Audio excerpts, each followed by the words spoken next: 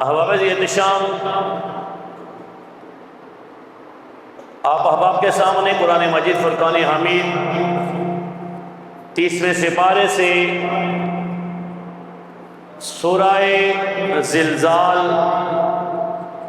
سورہ زلزلہ، سورہ زلزلہ، سورہ جامعہ، یہ چاروں نام اس کے لیے جاتے ہیں، تلاوت کرنے کا شرف حاصل کیا ہے۔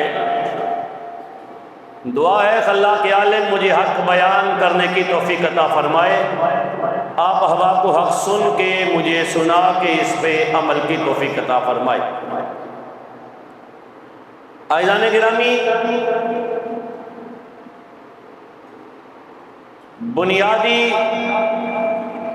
4 عقائد ایسے ہیں، 4 مضامین ایسے ہیں قرآن مجید کے اندر جن کو بیان کیا گیا ہے۔ پہلا اثبات التوحید، یعنی اللہ کی توحید کا ذکر ہے، اللہ الہ ہے، اللہ خالق ہے، اللہ مالک ہے، اس کے علاوہ کوئی الہ نہیں، کوئی خالق نہیں، کوئی معبود نہیں۔ اور دوسرا عقیدہ اثبات رسالت،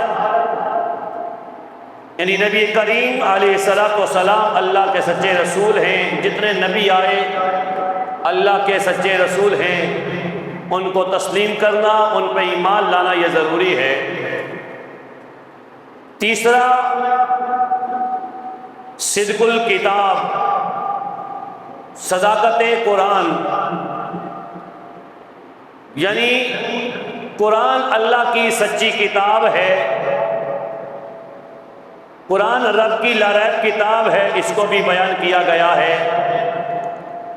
اور چوتھا مضمون عقیدہ آخرت ہے۔ ان 4 مضامین جو قرآن کے بنیادی مضامین ہیں، ان کو بیان کیا گیا۔ قرآن کی فصاحت و بلاغت کا اندازہ لگائیں تو کبھی کبھی جب رب نے ان 4 مضامین کو بیان کیا، ان کو طول دیا، ان کو پھیلایا، تو پورے 30 سپاروں کے اندر اللہ نے ان 4 مضامین کو بیان کیا۔ اور کبھی کبھی جب قرآن کی جامعیت پہ اگر آپ غور کریں تو رب نے ان 4 مضامین کو اکٹھا کر کے ایک سورت کے اندر بیان کر دیا، یعنی سورۃ البقرہ کے اندر ان 4 مضامین کو بیان کیا گیا۔ اور دوسرا انداز یہ ہے کہ کبھی کبھی اللہ نے ہر مضمون کو الگ الگ صورتوں میں بیان کر دیا، جیسے اثبات التوحید، عقیدہ توحید کو بیان کیا تو پوری کی پوری سورۃ الاخلاص کے اندر صرف اور صرف اللہ کی توحید کو بیان کر دیا۔ دوسرا عقیدہ رسالت ہے تو سورہ والضحیٰ واللیل اذا سجا، الم نشرح لک صدرک، ان دونوں صورتوں کے اندر اللہ نے اپنے محبوب کی شانوں کو، عظمتوں کو، خوبیوں کو بیان کر دیا۔ اور پھر تیسرا جو مضمون ہے صداقت قرآن، قرآن کے اندر اللہ نے سورت کو نازل فَإِنَّا أَنزَلْنَاهُ فِي لَيْلَةِ الْقَدْرِ، اس پوری سورت کے اندر اللہ نے قرآن کی عظمتوں کو، صداقتوں کو بیان کیا۔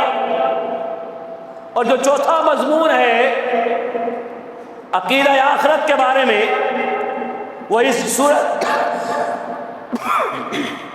جو آپ کے سامنے میں آج کی سورہ زلزال، اذا زلزلت الارض زلزالہا، اس کے اندر صرف اور صرف عقیدہ آخرت کو بیان کر دیا گیا۔